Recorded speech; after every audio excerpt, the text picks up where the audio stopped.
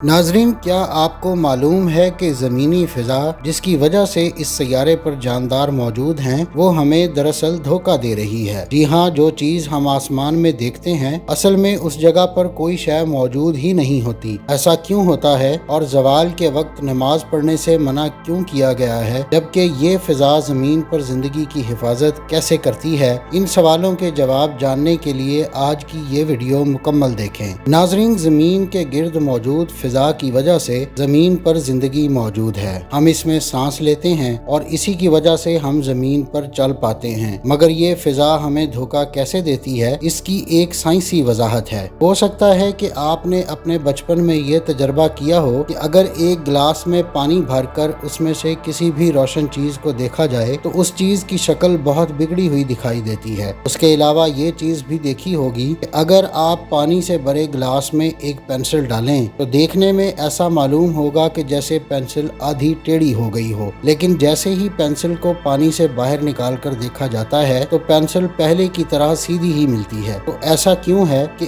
एक ही चीज की दो शक्लें नजर आती हैं? साइंसदानों ने इस अमल को रिफ्रैक्शन का नाम दिया है। साइंस में रिफ्रैक्शन एक ऐसा अमल है जिसके मुताबिक अगर रोशनी एक मीडियम से दूसरे मीडियम में दाखिल होगी तो वो एक सीधे रास्ते पर नहीं रहेगी बल्कि एक मखसूस जाविये पर मुड़ जाएगी।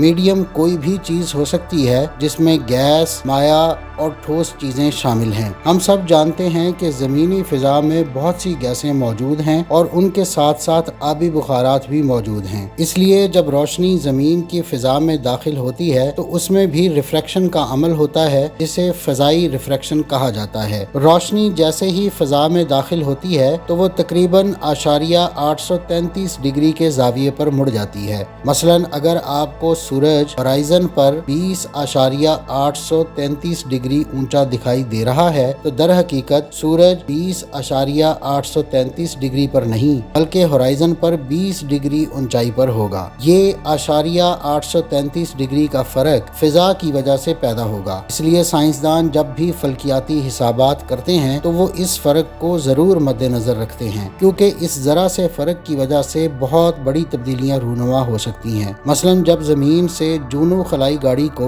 जुपिटर तक भेजा गया था तो साइंसदानों ने उसके जाने का रास्ता पहले ही कागज पर बना लिया था, जिसमें इस फर्क की कैलकुलेशन भी की गई थी, क्योंकि अगर ये 833 डिग्री का फर्क नजरअंदाज कर दिया जाता तो खलाई गाड़ी जुपिटर से हटकर किसी दूसरी तरफ चली जाती। इस तरह ये बात भी इंतहाई हैरत अंगेज है कि तुलुए आफ्ताब के वक्त अगर हमें सूरज एन होराइजन पर यानी 0 डिग्री पर नजर आ रहा हो और अगर हम ये नज़ारा बिना फिजा के देखें तो सूरज होराइजन से 833 डिग्री नीचे दिखाई देगा, यानी तुलू ही नहीं हुआ होगा। और यही बात गुरूबे आफ्ताब के लिए भी सही है कि जब हम सूरज को उफक पर देखते हैं तो असल में वो उफक से नीचे जा चुका होता है। उसके साथ साथ आज हमें ये भी मालूम है कि जमीन के घूमने की रफ्तार इतनी है कि आसमान में सूरज हमें 25 डिग्री का जाविया 1 मिनट में तय करता दिखाई देता है। उस हिसाब से सूरज 833 डिग्री का जाविया तकरीबन 3 से 4 मिनट में तय करेगा। अब अगर हम इस ऊपर दी गई मिसाल को ही लें तो इस तरह हमें ये मालूम होगा कि सूरज हकीकतन तुलू होने से 4 मिनट पहले ही उफक पर दिखाई देने लगता है और इसी तरह शाम के वक्त सूरज हकीकतन गुरूब होने के 4 मिनट बाद भी हमें उफक पर दिखाई दे रहा होता है। इस तरह पूरे दिन के दौरानिये में 8 मिनट का इजाफा हो जाता है। शायद यही वजह है कि ज़वाल के औकात में नमाज पढ़ना मना है, क्योंकि बज़ाहिर जब आप ये समझ रहे होते हैं कि सूरज निकल आया है या गुरूब हो गया है तो दर हकीकत ना तो अभी वो निकला होता है और ना ही गुरूब हुआ होता है। बहरहाल कुदरत के बहुत से करिश्मे ऐसे हैं कि उन्हें देखने के बाद साइंसदान भी कुछ वक्त के लिए सोच में पड़ जाते हैं, लेकिन ये बात काबिल कदर है कि ऐसी कोई चीज नहीं जिसके बारे में इंसान गौर फिक्र न करे, क्योंकि इंसानी दिमाग कायनात की खोज में ता क़यामत लगा रहेगा। नाजरीन, ये थी आज की वीडियो। अगली वीडियो तक के लिए मुझे इजाज़त दीजिए। अल्लाह हाफिज़।